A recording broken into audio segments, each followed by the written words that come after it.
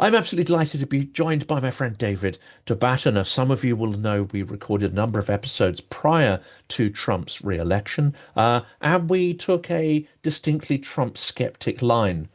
Unfortunately, almost everything we discussed in those episodes, and which David indeed talks about on his own podcast, in his own sort of Substacks and materials and website, and we'll put links to those in the description. Unfortunately, everything that we discussed, everything that he's predicted, is now coming to pass, but coming to pass far faster, perhaps, than even the worst case scenarios that we envisaged in those conversations. Without further ado, David, welcome back to the channel. It's a shame that we have to, I think, sort of explore such dark topics, but I am also pleased that we have someone like you with the requisite amount of skill and cynicism in order to be able to tackle these topics. Well, I'm thrilled to be back here, Jonathan. Thank you. Could you give the audience a bit of an explanation of your various media ventures, the ways in which you are trying to support free speech, democracy, preservation of, dare I say it, constitutionality and the various things that America traditionally values? What are the various activities you're doing to try and preserve these things and fight the encroaching tyranny? Let's call it what it is, tyranny of the Trump regime. Sure. Well, about the time that the Joe Biden got elected and Trump started saying even more off the rail insults against Joe Biden, I became a member of LinkedIn online, and I started regularly posting there. And the worse that Trump got, the more vocal I got about what he was doing to America. And I got my membership suspended and then terminated two or three times by LinkedIn, who is allied with MAGA and the Republican Party. And during that time, while I was being suspended, reinstated, and so forth, many trolls, bots, and actual MAGA supporters started to say some really, how can I say, crazy things, which I call delusional. And as a result of that, one of the my supporters on LinkedIn said, you should start your own YouTube channel and counter all these delusions. So I started my own YouTube channel called the No Delusion Zone, and that went pretty well for several months until apparently MAGA and YouTube got together and they started shadow banning me, which LinkedIn also does still to this day. They started shadow banning me on YouTube to the point where about a month ago, I pretty much gave up. It was doing fairly well as far as my subscription base, but with the shadow ban, it was just an uphill battle. In any event, I abandoned that channel, started a new one about a month ago. It's going okay. It's going to take a while, but I hope I learned from some of the mistakes. But I'm also focusing primarily on my website, which is www.protectingtherepublic.com. And now I'm posting all of my long form interviews, which I have quite a few, on my website. I also write original content there, articles on my website. Right now, it's free to everyone until the 4th of July, our Independence Day. After that, it will be paid subscription based or subscriber based only, or I offer a 30-day free trial to everyone. So protectingtherepublic.com is my primary focus, but as I said, I've got a new YouTube channel called the No Delusion Zone with David DeBatto. Well, this takes us into the extraordinary, I would say, political hypocrisy we're seeing at this time. Because when you speak to many people on, let's say, especially the conservative and the more libertarian conservative side, freedom of speech, that's the number one thing. Freedom of speech, constitutionality, rule of law, personal responsibility, all these kind of things, which actually I'm massively in favor of too. Um, Freedom of speech, however, you're talking about being shadow banned here, and we know that on X, all of us were algorithmically sort of, repressed almost immediately that Musk took that platform over, and anything that is sort of pro-Ukrainian got sort of repressed out of existence pretty much. From having a very, I would say, active NAFO type community trying to, for want of a better word, shitpost against Russian propaganda and tackle it. Suddenly it felt like some kind of, you know, big empty room that you're shouting into. LinkedIn regularly bans some of the most exceptional pro-Ukraine voices who are simply posting factual materials. They're not engaging in out-and-out propaganda. And now this disturbing idea that YouTube may be conducting the same, or that YouTube's algorithms are being manipulated by those who would seek to target or maliciously target people who are broadcasting messages they don't want. Do you think this is a specific strategy, certainly by sort of Russian intelligence operations, or cyber operations, or cognitive warfare, as it's been called? And are they potentially working in concert with elements, within our societies, within the US? Well, I don't have any specific information in terms of classified information, but I can just tell you from my day-to-day experience and talking to intelligence professionals that yes. Well, let me just tell you this, Jonathan. As you're probably aware, our main, meaning the federal government's main counter cyber intelligence office that used to counter Russian cyber attacks and nefarious deeds here in America was closed.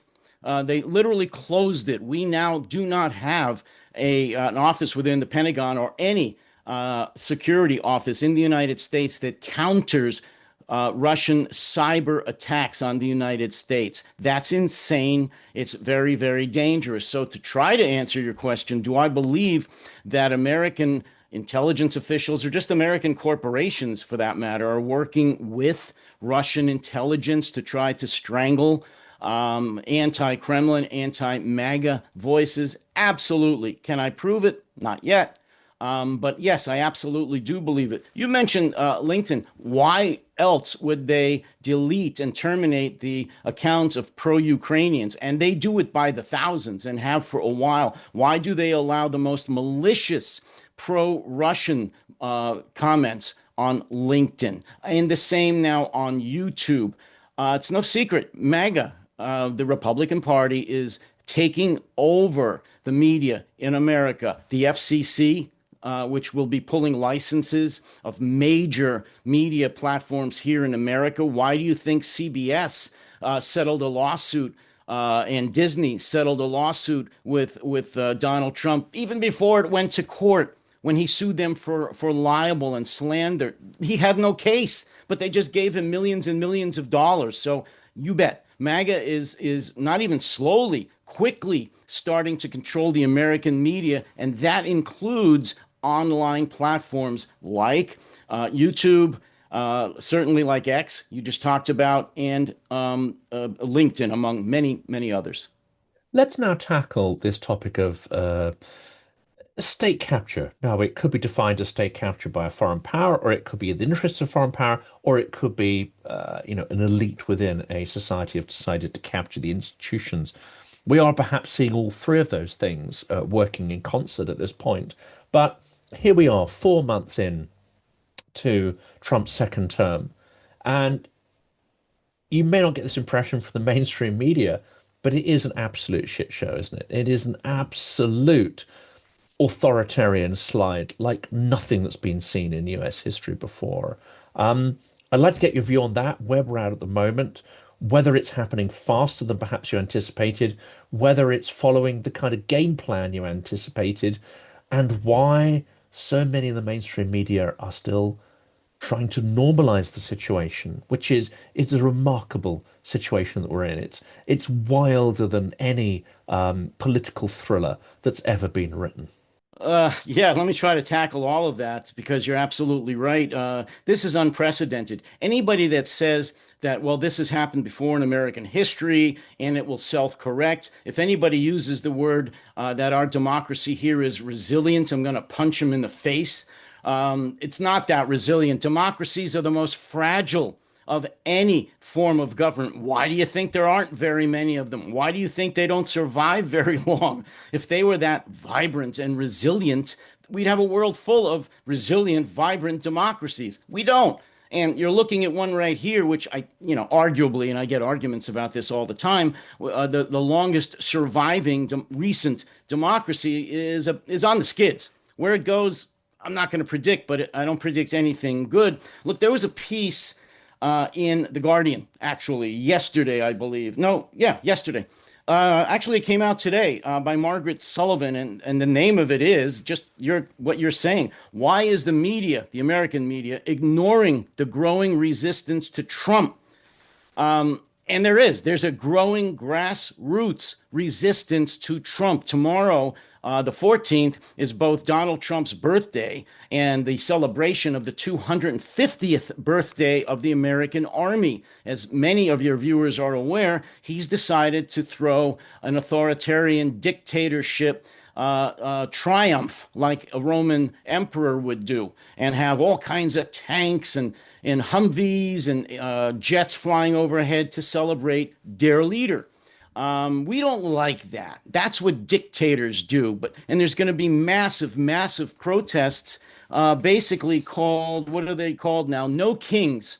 The protests in D.C. tomorrow and all across the United States are called No Kings. We don't like kings here.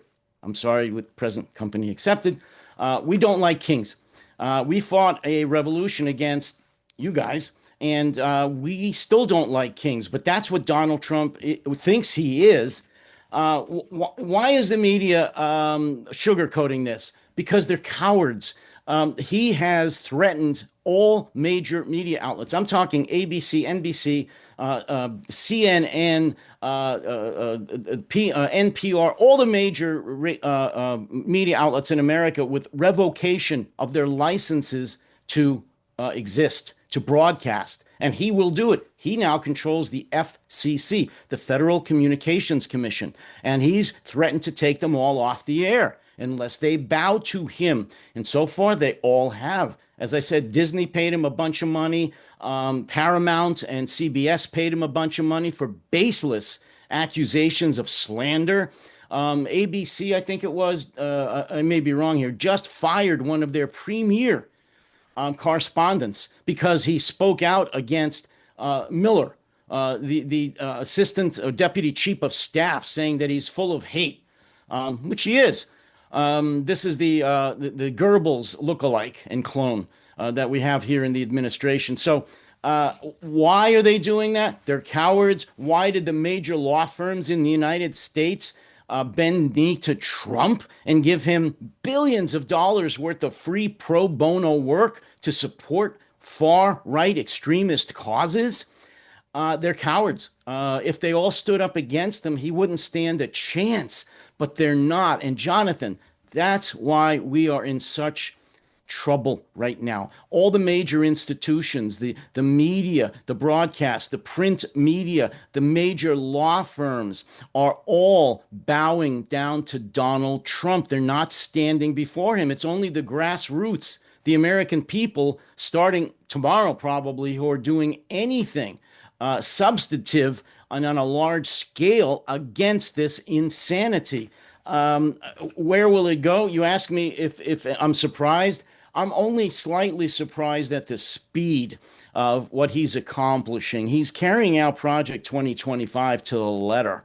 I'm not surprised at what he's doing, and I'm only mildly surprised at the speed in which he's doing that. That's about all. And of course, there's this phrase, obeying in advance, which Timothy Schneider uses in his On Tyranny. We're not just seeing obeying in advance, we're seeing genuflecting in advance to the king. And it's not just the media, as you say, it's CEOs who privately will rail against what they're seeing, incandescent with rage. And yet publicly, they're all bending the knee to His Highness Trump. Well, there was just a great article. I live in the Florida area, and the University of South Florida, which is in Tampa, there was an article written by a professor there today, published today, about that very topic. And he was saying how the University of South Florida, as opposed to either doing nothing or taking a stand against the anti-education president, actually did what you just said. they weren't even ordered to do any anti-DEI type of actions. They did it on their own, so they don't get threatened by the Trump administration. They took down some gay LGBT flags, some Black Lives Matter flags. They repainted over some murals in the student union, and they weren't even asked to do that by the Trump administration. They just feared that there would be a threat against this university for having those types of displays in the student union. So they just did away with them. They didn't ask anybody, they just did it. And that's what's going on all over the United States. Indiana University did the same thing. In fact, the only major university, Jonathan, in America that's taken a real stand, at least initially, has been Harvard. And I know you've probably read about that. Columbia, a little bit, but it's been Harvard, and that's about it. Every other major university has bended knee and said, please, please, please, don't take away our funding. We'll do whatever you want. And it's disgusting, and it's the beginning of the end of freedom of speech and any kind of world-class education in the United States. It's enabling, of course, as well. It gives impunity to those who are gathering more power around themselves, and is entirely enabling of that class of people who smell that kind of sort of victory or greed or whatever it happens to be. But it is also economically irrational, and this is where I find it difficult because conservatism has often been sort of painted as being far more economically rational than so-called sort of leftist ideologies, etc. And in some cases, it can be, especially when it comes to individual commerce, entrepreneurial attitudes, and so on, personal responsibility, all these things which are wonderful. Um, but attacking Harvard, blocking its ability to recruit international students, and all the other things that are going on, there's a deep vein of anti-intellectualism, but also economic irrationality. They're destroying value, destroying wealth in this drive to grab power. I couldn't agree more. I mean, you said it to me off air. Hypocrisy, I think, is one of the main calling cards of the Trump administration, of MAGA in general. It's okay if they do federal overreach. It's okay for them to dictate to states and private universities what to do. But God forbid if a Democratic administration ever did that, the cry of states' rights and individual responsibility would be screamed from the rooftops by the Republicans. They are the most hypocritical bunch of folks that I have ever seen. They don't care. And in terms of the economic disaster, how can I even begin to address that? Why don't we just talk about the mass firing and budget cutting for from the FAA for air traffic controllers? I don't even know the rationale for that because, oddly enough, the Air Traffic Controllers Union still supports Trump. How How many insane accidents is have there that? been, since those changes were made? Oh, a It's lot. Newark International Airport has almost been shut down because of the near misses and the danger posed to the public. And that's one of the three busiest airports in America. It's in the New York City metro area. There's LaGuardia, JFK, and Newark. And now it's basically been shut down. Taking away all the visas of students, or shortly taking away visas of all international students. What a huge hit that's going to be on the American economy. Deporting scientists, not allowing foreign scientists to come in. That's going to be a huge hit on our pharmaceutical and medical device companies.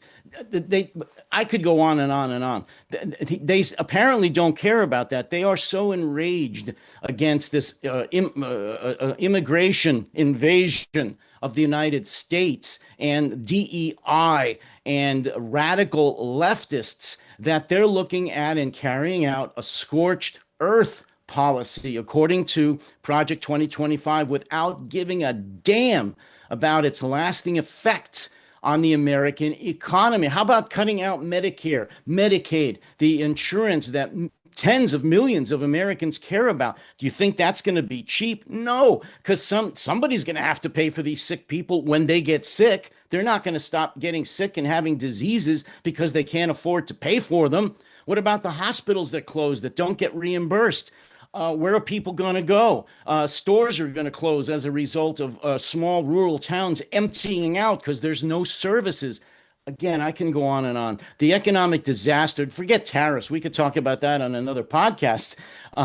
The economic disaster that is being unleashed on America by the ill conceived and insane policies of the Trump administration as revenge against a non existent enemy is going to haunt this country for many, many years.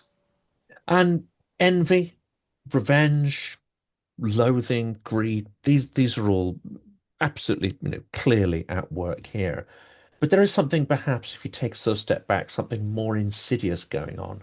I would describe it as the Russification of the United States. It's the export of a highly dictatorial, highly envy-driven, highly punitive model of society, one which does not excel at innovation, does not excel at freedom at all, and does not necessarily bring, maximal comfort to its people. Rather, the opposite. It sees their impoverishment as a way to control them and control political institutions.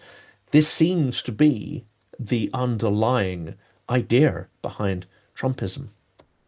You've hit it on the head. I mean, Trump himself is too stupid to think of that himself. He just acts out of vengeance. He acts knee-jerk reactions to everything. I don't care what it is. He doesn't have a plan. He doesn't have any goals. He has no political or moral philosophy because he has no morals and he doesn't know what philosophy is. But the people that are around him in the second term do know what this means. They do have an agenda. The folks that wrote Project 2025. And you're absolutely correct. They are very quickly forcing America into a more uneducated, unwell, impoverished 19th or even 18th century model of itself in order to control the population. As your listeners well know, the first thing that dictators often do is to burn the books and arrest the intelligentsia because they know what's going on and they will be the first to protest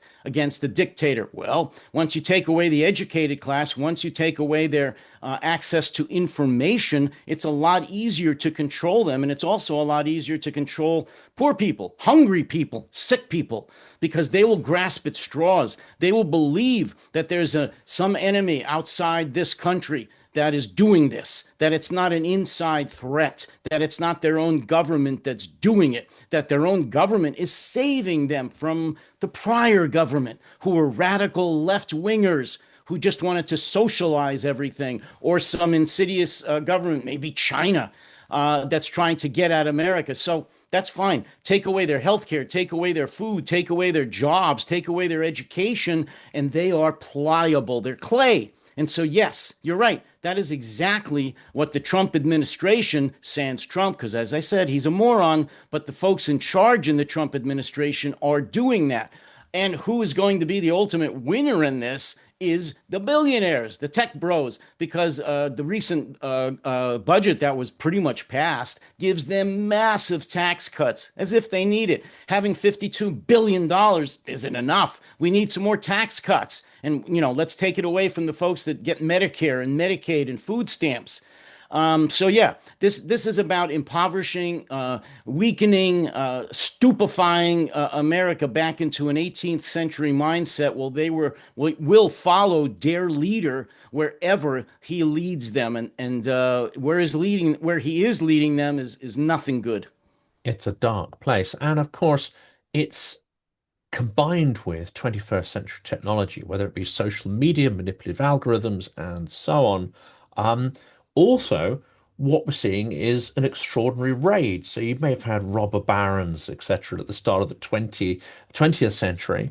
And then in Prohibition, you've got another set of gangsters. The state's always come back and been able to sort of figure out how to deal with this sort of pooling of power and be able to sort of turn it either, rid itself of it, or when it came to the robber barons, sort of tame it and turn that more into a sort of positive investment of that wealth in philanthropy. Now we're seeing something I would say incredibly dark without any of those fringe benefits, without any morality whatsoever. And the case in point here, I'd love to hear your views on this, and this is the role of things like Palantir and Peter Thiel and Elon Musk and the extraordinary smash and grab that has been done under the guise of Doge, a smash and grab hit on Americans' data, on their private data, on the data stored and used by the government. What on earth is going on there? Control. That's what we're talking about. Control. He or she who controls the information controls the world. That's been true for a very long time.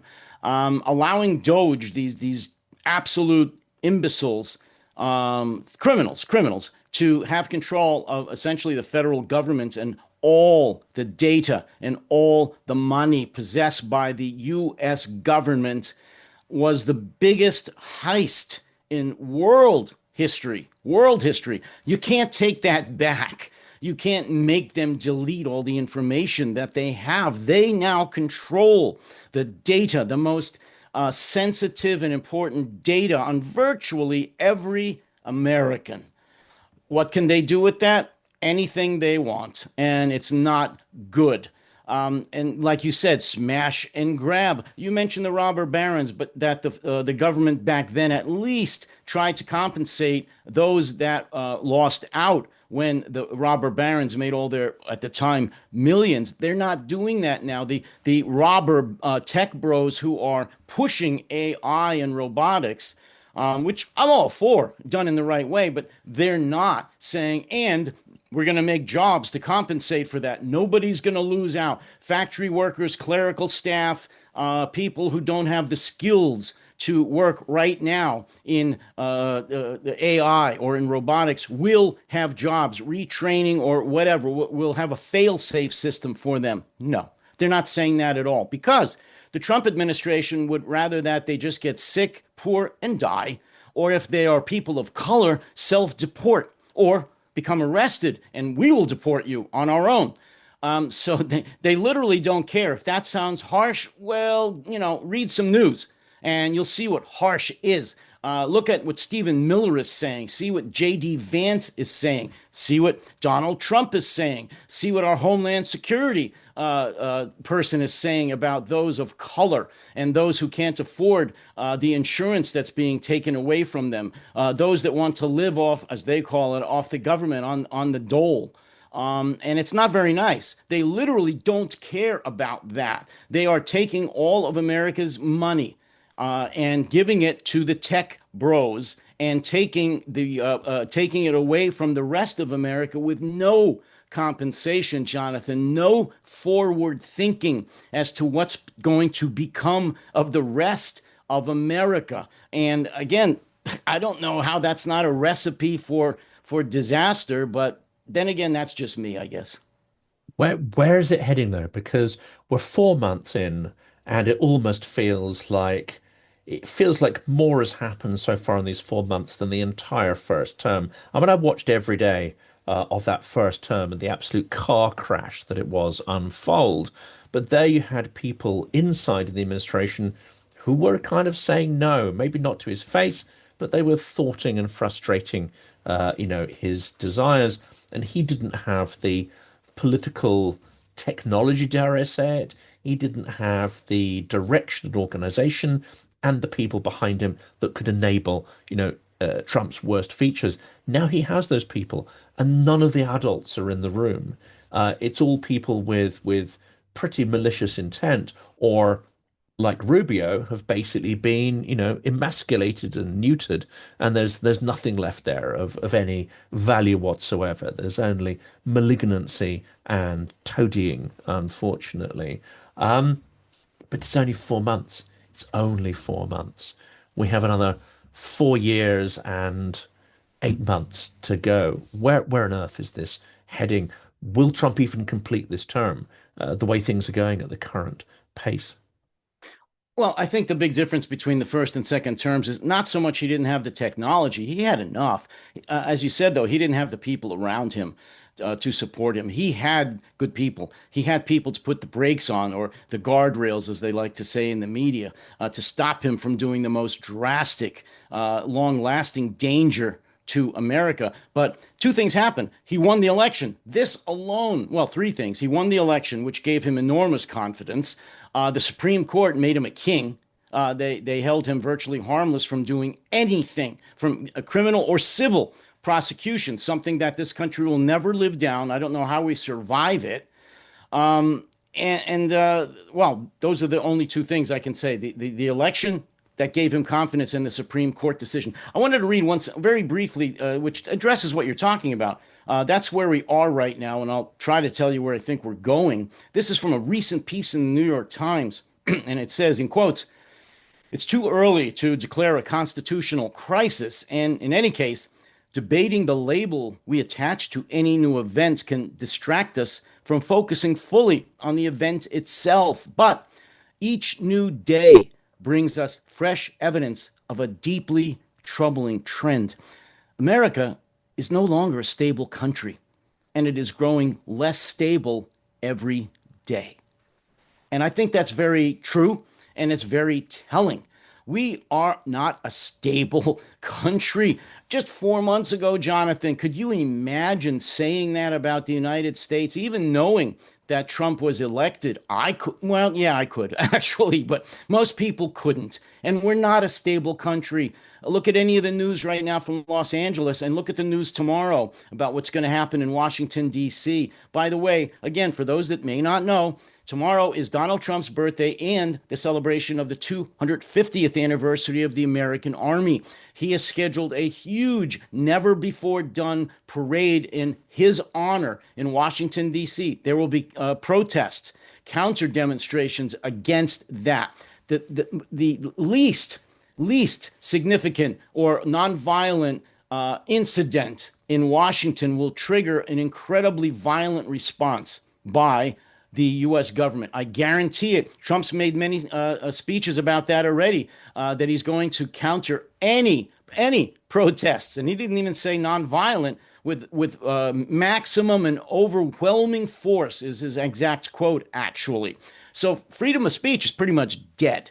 If you say anything against the Trump administration publicly, especially in the streets, and you're even a person of color, which would make it worse, you are subject to arrest, possibly being shot with rubber bullets and tear gassed, and God forbid, if they think you have a weapon on you or you're violent, of getting shot.